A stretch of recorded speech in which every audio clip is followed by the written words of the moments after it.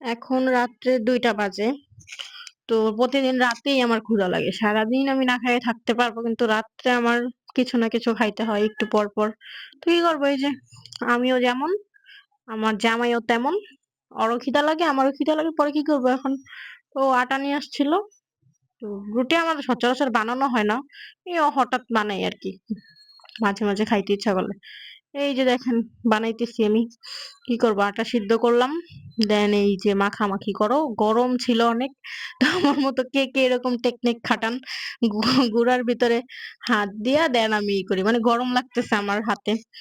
দেন এই যে দেখছেন এত ফাস্ট যদি কাজ করা যাইত ভিডিওতে যেভাবে ফাস্ট করা যায়, বাস্তব জীবনে যদি এত তাড়াতাড়ি আসলেই কাজ করা যেত তাহলে অনেক ভালো হইতো, তাই না?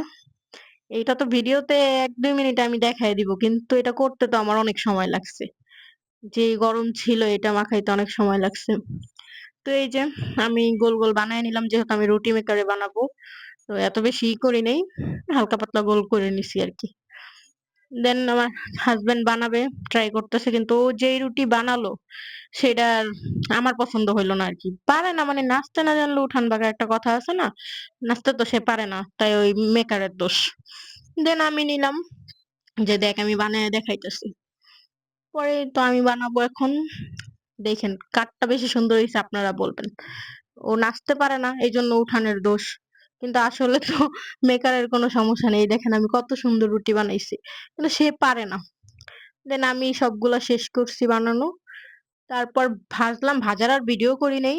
খাওয়ার ভিডিও করতেও ভুইলা গেছি। হুদায় আমার খাওয়ার ভিডিও করার কথা মনে ছিল না। তারপর দেন খাওয়া শেষ অবস্থায় একটু ভিডিও করলাম।